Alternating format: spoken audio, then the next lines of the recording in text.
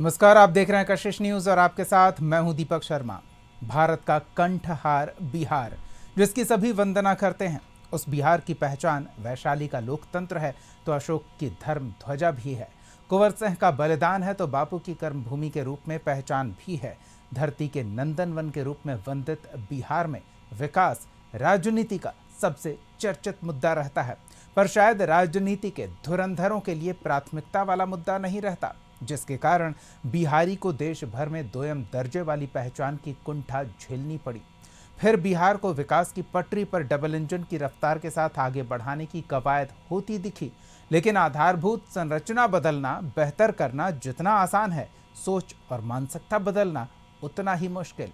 बिहार की सियासत सामाजिक जातीय समीकरण की बेड़ियों में ऐसी उलझी कि विकास वाला मुद्दा सियासत की बिसात से बाहर सा हो गया। अब मोदी फिर बिहार आए हैं, बदलाव की उम्मीद में पिछली बार जैसे ही बड़ी सौगात लाए हैं, लेकिन क्या इतना काफी है चुनावी साल में बढ़त बनाने के लिए? ऑपरेशन सिंदूर की सफलता, एक रोड शो, हजारों करोड़ की योजनाएं, रोम रोम में रोमांच और सिहरन पैदा कर देने वाली बातों से क्या बिहार के सियासी समीकरण में कुछ बदलाव की संभावना बनती है? सवाल तो पूछेंगे, क्या विकास की तेज रफ्तार से चुनावी तैयारी को धार मिलेगी? सवाल का जवाब लेंगे। हमारे साथ कुछ मेहमान जुड़े हुए हैं, उनसे आपका परिचय करा दें। आरजेडी की ओर से पार्टी का पक्ष रखने के लिए आरजू खान जी हैं, कांग्रेस की ओर से पार्टी का पक्ष रखने के लिए विशाल यादव जी हैं और जेडीयू की ओर से महेश दास जी हैं। आप तीनों का बहुत बहुत स्वागत है हमारे कार्यक्रम में। महेश जी, प्रधानमंत्री का आना, प्रधानमंत्री को बिहार की सौगात दे जाना और अभी एक दिन का और कार्यक्रम बाकी है। विकास की जो रफ्तार डबल इंजन की सरकार पकड़ रही है, क्या बिहार में चुनावी बिसात में बढ़त बनाने के लिए इतना काफ़ी है? देखिए दीपक जी, आदरणीय प्रधानमंत्री जी आज आए हैं, उनका स्वागत अभिनंदन। प्रधानमंत्री जी तो और आदरणीय नीतीश कुमार जी, ये तो डेवलपमेंट के लिए जाने ही जाते हैं और बिहार के लिए सौगात तो ये लेकर बिल्कुल आए हैं और इससे पहले भी बहुत सारे सौगात बिहार को मिल चुका है। जैसे कि आप देखे होंगे कि मिथिला में फूड प्रोसेसिंग लगने वाला है, उसके बाद मखाना बोर्ड का जो उन्होंने निर्माण किया है, तो और आप देखेंगे कि कोसी क्षेत्र में बजट में स्पेशल प्रावधान किया गया है बाढ़ से नियंत्रित करने के लिए। तो आप समझिए कि, और आप देखे होंगे कि बजट का जब डिस्कशन चल रहा था पार्लियामेंट में, तो उस समय कांग्रेस के लोग कहते थे कि ये बिहार का बजट है। तो आप समझिए कि बिहार अपने आप में कितना खास है और यहाँ के मुखिया आदरणीय नीतीश कुमार जी के नेतृत्व में जिस तरह से बिहार में तरक्की हो रही है और डबल इंजन की सरकार, आदरणीय प्रधानमंत्री जी का जो सहयोग मिल रहा है, उससे रफ्तार और तेज हो गया है।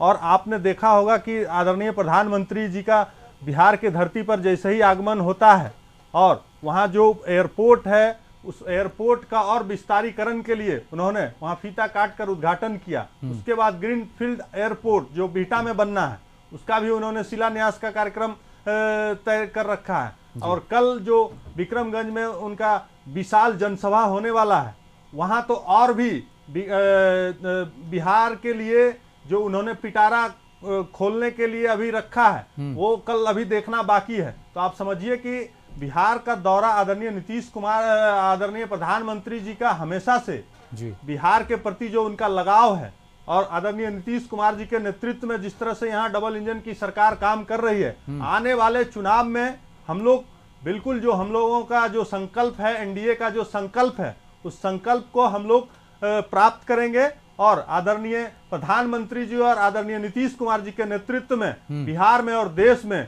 बेहतर विकास होते रहे। चलिए, तो इतना तो तय है कि अगर उस संकल्प को पूरा करना है, संकल्प से सिद्धि की ओर बढ़ना है, तो जिस इलाके में प्रधानमंत्री सभा करने जा रहे हैं, उस इलाके में ही सबसे पहले तो एनडीए खेमे को बढ़त बनानी होगी, क्योंकि वहां पूरे क्षेत्र में, चाहे शाहाबाद की बात कर लें, उससे सटे मगध की बात कर लें, पूरे इलाके में महागठबंधन का दबदबा है। कहीं आरजेडी है, कहीं कांग्रेस है, कहीं उसके अन्य सहयोगी दल हैं।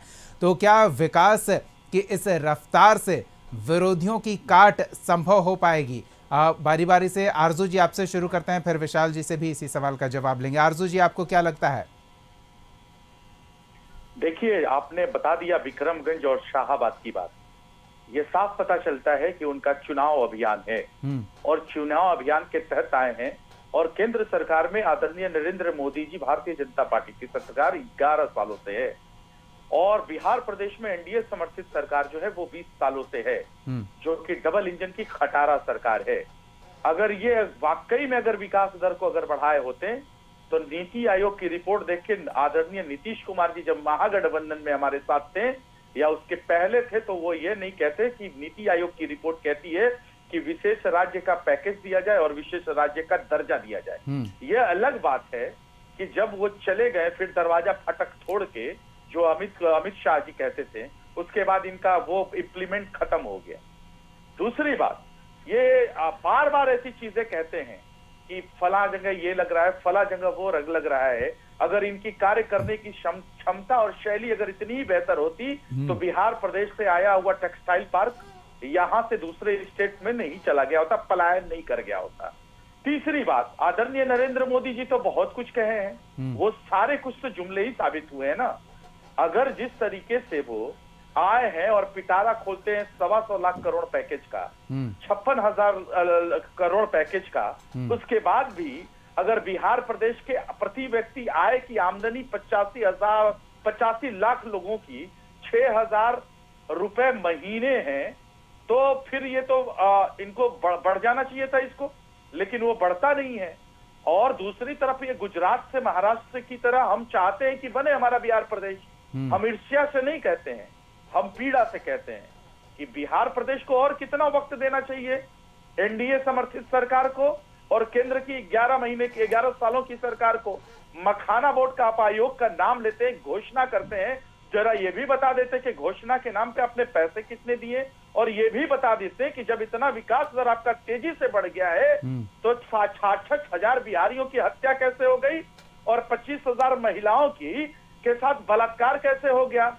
और जब आप इतना ही ये करते हैं तो 5 करोड़ लोग पलायन क्यों करते हैं बिहार से प्रतिवर्ष अपने। बिल्कुल, यानी कि सब कुछ होने के बावजूद सोशल इंडिकेटर्स ये नहीं दर्शा रहे हैं कि बिहार को विकास की वो रफ्तार मिल पाई है जो डबल इंजन की सरकार दावा करती है। विशाल जी आपके पास आएंगे, लेकिन हमारे सहयोगी प्रीतम फिलहाल लोगों के बीच पहुंचे हुए हैं। प्रधानमंत्री नरेंद्र मोदी के रोड शो के बाद पार्टी दफ्तर में बैठक चल रही है, उसको लेकर क्या कुछ खबर आ रही है, कुछ अपडेट मिल पा रही है, तो एक बार प्रीतम से जान लेते हैं। जी प्रीतम।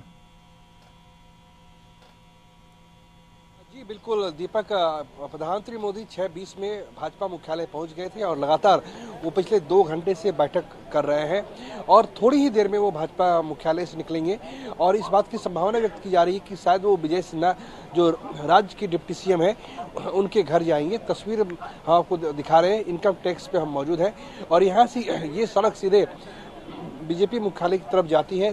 दोनों तरफ बैरिकेडिंग की गई है और दोनों तरफ भाजपा की कार्यकर्ता भी मौजूद है, कुछ मीडिया की टीम मौजूद है और लोग जो है वो उनके निकलने का इंतजार कर रहे हैं। जो स्थानीय लोग आए हैं, जो भाजपा के कार्यकर्ता हैं, वो प्रधानमंत्री मोदी के काफिले का इंतजार कर रहे हैं। चूंकि बिहार में 6 महीने के बाद ही बिहार का विधानसभा चुनाव है, लिहाजा पीएम मोदी अवश्य बिहार विधानसभा और उससे जुड़ी चुनौतियों पर चर्चा कर रहे होंगे, क्योंकि कहीं न कहीं भाजपा को ये लग रहा होगा कि उत्तर प्रदेश, महाराष्ट्र जैसे बड़े स्टेट में जहां उसके अपने बलबूते सरकार है, उसके अपनी दम पे सरकार है, बिहार में वो आखिर पीछे क्यों भाजपा रह जाती है। इन तमाम विषयों पे पीएम मोदी, भाजपा के सभी शीर्ष नेता यहाँ पे मौजूद हैं, चाहे वो सम्राट चौधरी हो, विजय सिन्हा हो, सारे शीर्ष नेता यहाँ पे इस वक्त भाजपा कार्यालय में मौजूद हैं। प्रीतम, ये मानकर चले बैठक जितनी लंबी होगी, चर्चा का विषय उतना ही चुनावी होगा और उतना ही गंभीर होगा। चुनाव में किस तरह से बढ़त बनाया जाए, इसको लेकर प्रधानमंत्री नरेंद्र मोदी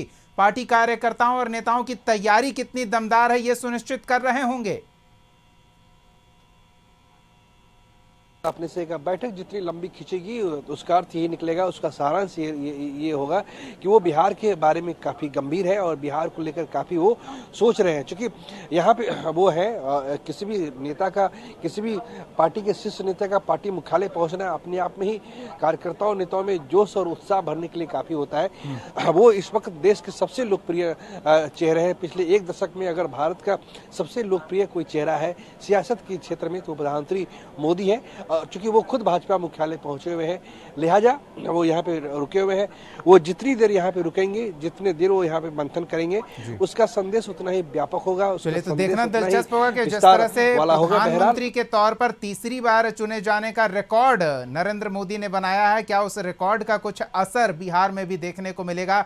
और यहाँ जो 2025 में 225 का रिकॉर्ड बनाने का दावा किया जा रहा है, जिस संकल्प की बात हमारे साथ बैठे मेहमान भी कर रहे हैं, क्या वो संकल्प सिद्धि तक पहुंच पाएगा।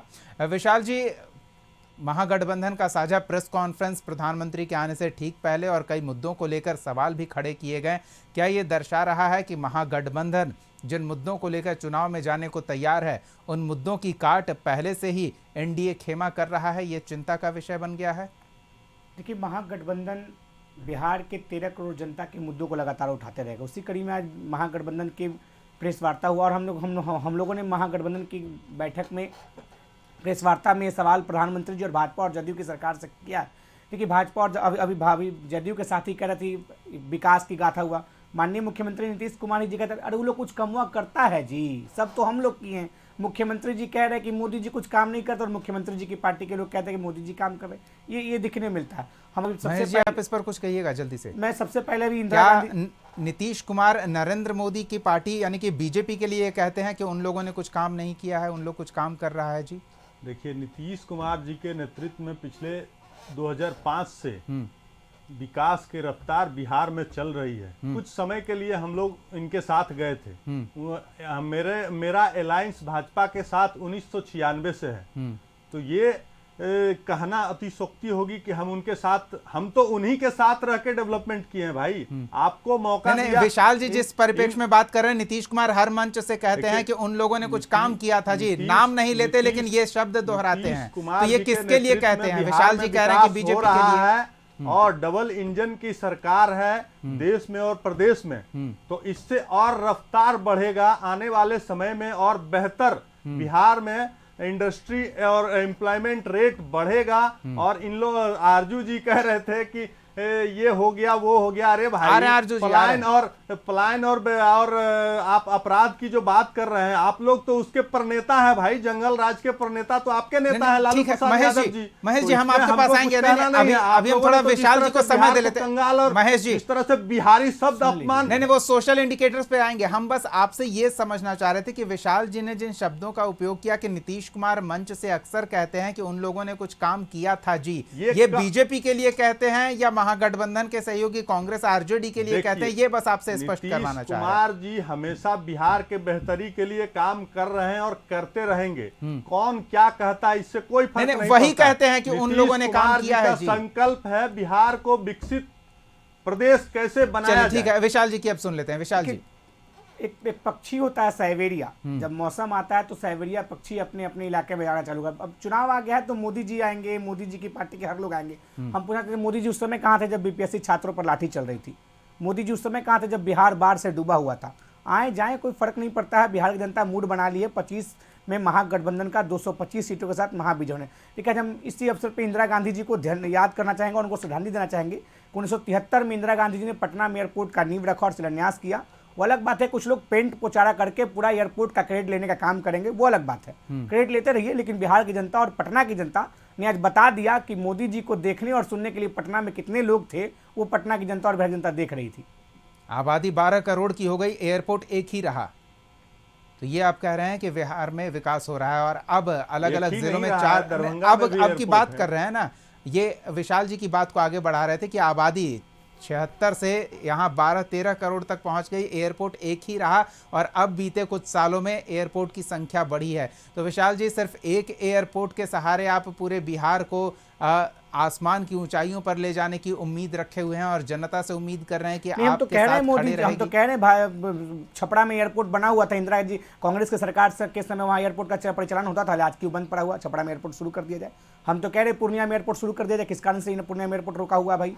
पूर्णिया का एयरपोर्ट शुरू करने के 2014 में वादा किया गया था, 15 में वादा किया गया था, आज 25 आ गया। कब पूर्णिया का एयरपोर्ट शुरू होगा? कब छपरा में एयरपोर्ट शुरू होगा? कब गोपालगंज का एयरपोर्ट शुरू होगा? कब साबिया एयरपोर्ट शुरू होगा? ये सब बताने का काम होना चाहिए। अब एक ही एयरपोर्ट को रंग पेंट प्रचार करने के बाद उसका भी क्रेडिट लेने का काम कीजिएगा, तो बिहार की जनता जानता है कि एयरपोर्ट किसने बनाया है।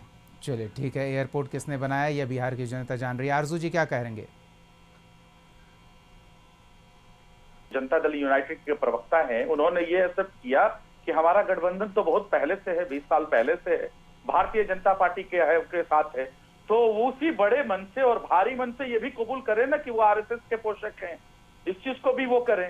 अल्पसंख्यकों के हित ऐसी नहीं है, वो चीज भी करे। जनसंघ के मानने वाले लोग हैं, के लिए तो जितना माननीय मुख्यमंत्री नीतीश कुमार जी ने काम किया है, आप जिसको वोट देते हैं उससे पूछिए ना कि आपके लिए वो क्या किए हैं। आपके लिए बस यही एक अल्पसंख्यक मंत्रालय मिल जाता है, इससे ज्यादा आपको क्या मिलता है भाई? बिहार में 8,000 से अधिक कब्रिस्तान का घेराबंदी किसने कराया? अंजुमन इस्लामिया हॉल जाके देख लीजिए पटना में, कितना खूबसूरत बनाया गया है, नीतीश कुमार जी के नेतृत्व में बनाया गया है। कहाँ आप उगालते में जी रहे हैं? तुम आरएसएस हो, अब बताओ इस चीज को ना, बताने में क्या परेशानी हो रही है? अरे आप ये कहिए ना कि आप सत्ता संरक्षित अपराध के आप जंगल राज के परनेता हैं, आप ये बताइए ना भाई। एक सेकंड आरजू जी एक सेकंड, बीजेपी दफ्तर, एक सेकंड, नहीं हम आएंगे। महेश जी एक सेकंड, बीजेपी दफ्तर के बाहर कुछ हलचल बढ़ी है। नहीं विशाल जी आएंगे आपके पास। अभी बीजेपी दफ्तर के बाहर थोड़ी हलचल देखने को मिल रही है। सहयोगी प्रीतम के पास चलते हैं, अपडेट ले लेते हैं। जी प्रीतम, क्या दिख रहा है? प्रीतम के पास चलते हैं, अपडेट। देखिए, बैठक खत्म हो गई है और प्रधानमंत्री मोदी का कारवां बस निकलने वाला है। हमारे पीछे आप देख सकते हैं कि प्रधानमंत्री मोदी का कारवां धीरे धीरे बढ़ रहा है। जो उनकी सुरक्षा में जवान लगे हुए हैं, जो एसपीजी की जो टीम रहती है, वो उनका मूवमेंट शुरू हो चुका है। और प्रधानमंत्री मोदी बैठक खत्म करने के बाद अब वो भाजपा कार्यालय से निकले हैं। 2 घंटे तक लगातार वो भाजपा कार्यालय में मौजूद रहे। उन्होंने बिहार के दोनों डिप्टी सीएम, चाहे विजय सिन्हा हो चाहे सम्राट चौधरी हो, इसके साथ साथ बिहार बीजेपी के सभी वरिष्ठ नेताओं से बात की है, मुलाकात की है। और 6:20 में प्रधानमंत्री मोदी गए थे और अब इस वक्त घड़ी के 8:20 लगभग 8:20 हो रहे हैं और प्रधानमंत्री मोदी आ रहे हैं। ये रहा प्रधानमंत्री मोदी का कारवां। आप देख सकते हैं कि ये इनोवा गाड़ी जा रही है, इनोवा गाड़ी धीरे धीरे बढ़ रही है और दोनों तरफ भाजपा के कार्यकर्ता है, पटना के स्थानीय लोग हैं जो प्रधानमंत्री मोदी को देखना चाहते हैं। और इसके साथ साथ प्रधानमंत्री मोदी देखिए, ये प्रधानमंत्री मोदी अपनी गाड़ी से जा रहे हैं। ये रहा प्रधानमंत्री मोदी की तस्वीर, आप देखिए, ये उनकी गाड़ी है और ये उनकी गाड़ी जो है, प्रधानमंत्री मोदी गाड़ी में बैठे हुए हैं। और ये इनकम टैक्स से अब इनका काफिला जो है वो बढ़ चुका है। आज रात में उनका राजभवन रुकने का प्रोग्राम है। प्रधानमंत्री मोदी अब जो है उनका काफिला बीजेपी मुख्यालय से इनकम टैक्स पहुंचा और अब इनकम टैक्स से बढ़कर ये अपने गंतव्य स्थान की तरफ जा रहा है। भाजपा और पटना जिला प्रशासन पिछले 7 दिनों से इसकी तैयारी कर रही थी। आज प्रधानमंत्री मोदी पटना में रुकेंगे, पटना में ही उनके रुकने का कार्यक्रम है और फिर कल सुबह वो विक्रमगंज में एक सभा को संबोधित करेंगे। तो साफ तौर से आज हमने 50,000 करोड़ से अधिक की सौगात देंगे। प्रीतम, इन तमाम ताजा तस्वीरों के लिए बहुत बहुत धन्यवाद। तो ये एक्सक्लूसिव तस्वीरें आपने कशिश न्यूज पर देखी। बीजेपी दफ्तर में प्रधानमंत्री नरेंद्र मोदी की बीजेपी नेताओं के साथ चल रही बैठक खत्म हो गई है। बैठक खत्म होने के बाद प्रधानमंत्री का काफिला राजभवन की ओर रवाना हो गया है, जहां रात्रि विश्राम है आज प्रधानमंत्री नरेंद्र मोदी का। और फिर कल वो एक सभा को संबोधित करेंगे। बिहार वासियों को 50,000 करोड़ के करीब की सौगात देंगे। हम एक बार फिर अपने मेहमानों का रुख करते हैं। महेश जी आपके पास आएंगे और ये जानने की कोशिश करेंगे कि जो आरजू जी और विशाल जी कह रहे हैं कि केंद्र की सरकार घोषणाएं तो बहुत करती है, लेकिन उन घोषणाओं को धरातल पर उतरता ये लोग नहीं देख पाए हैं। तो ऐसे में क्या माना जाए कि ये नीतीश कुमार की विफलता है कि बिहार के लिए केंद्र से जो पैसे देने की बात कही जाती है, या तो वो पैसे केंद्र से दिए नहीं जाते या बिहार सरकार उसका समुचित उपयोग नहीं कर पाती। देखिए, केंद्र से पैसा मिलता भी है और बिहार में उसका उपयोग भी हो रहा है। इन लोगों को चिंता करने की कोई ज़रूरत नहीं है। इन लोग से जनता कोई उम्मीद भी नहीं करती है, क्योंकि इन लोगों का जो इतिहास रहा है उस इतिहास से बिहार की जनता वाकिफ है। और इन लोगों का काम ही है सिर्फ जाति, धर्म, समुदाय पे दंगा फैलाना और वोट लेना। ये कह रहे थे अभी मुस्लिम समुदाय मुस्लिम विरोधी है। अरे नीतीश कुमार जी के नेतृत्व में मुस्लिम समुदाय के लिए जो काम हुआ है बिहार में वो ऐतिहासिक है भाई। आप अभी ऑन कैमरा भले बोल रहे होंगे, लेकिन आप ऑफ कैमरा आप खुद एक्सेप्ट करेंगे। आरजू जी, आप क्या बात सरकार में ये पार्टी है और इस पार्टी के नेता सरकार के मुखिया हैं। धर्म को देखकर विकास किया है क्या? बिहार में नीतीश कुमार जी ने न्याय के साथ सभी समुदाय और सभी तबके का विकास किया है, समझे?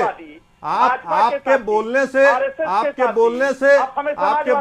कुछ नहीं हो जाएगा। ये बिहार की जनता समझती है कि नीतीश कुमार जी के नेतृत्व में बिहार में विकास हो रहा है और आने वाले समय में हम लोग डबल इंजन की सरकार मिलके आने वाले समय में बिहार में इंडस्ट्री भी आएगा, एम्प्लॉयमेंट। चलिए ठीक है विशाल जी, आप ही के पास आ रहे थे जी। आरजू जी ठीक है, एक सेकंड आरजू जी, ठीक है महेश जी ठीक है, हम सुन लिए आपकी बात। विशाल जी क्या कह रहे हैं? देखिए, कांग्रेस पार्टी की जब यूपीए गठबंधन की सरकार थी केंद्र सरकार में, तो बिहार को हर परियोजना में 90% का अनुदान मिलता था। आज भाजपा के और खुद नीतीश कुमार के अनुकंपा पर केंद्र की सरकार चल रही है। लेकिन कांग्रेस की तो ये स्थिति हो गई ना विशाल जी की आरजेडी नेता जिस बात की घोषणा करते हैं मंच से, कांग्रेस उससे पोस्टर बना के अपनी घोषणा बता देती है। यही तो हम लोग में तालमेल है भैया।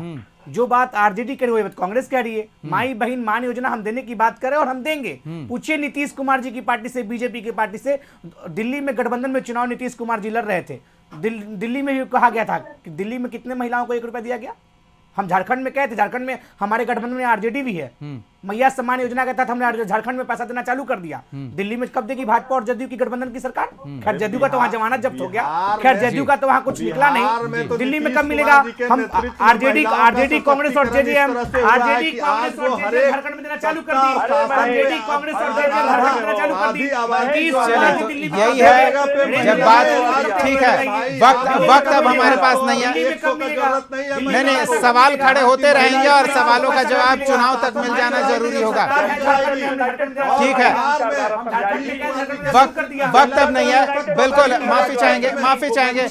चलिए बहुत बहुत धन्यवाद विशाल जी, आरजू जी और महेश जी इस चर्चा में शामिल होने के लिए, अपनी बात रखने के लिए बहुत बहुत धन्यवाद। चलिए ठीक है, हो गया महेश जी। चलिए बहुत बहुत धन्यवाद अपनी बातें रखने के लिए। तो देखिए बात जब विकास की हो रही है, ठीक है, हो गया, नहीं हो गया विशाल जी। तो ये है चुनावी साल में क्रेडिट लेने की सियासत, लेकिन इस क्रेडिट लेने वाली सियासत से हम सवाल पूछते रहेंगे। बहुत बहुत धन्यवाद आरजू खान जी, विशाल यादव जी और महेश जी अपना समय देने के लिए इस चर्चा में शामिल होने के लिए। अगले एपिसोड में एक और सवाल के साथ हम फिर मौजूद रहेंगे। तब तक के लिए देखते रहिए कशिश न्यूज।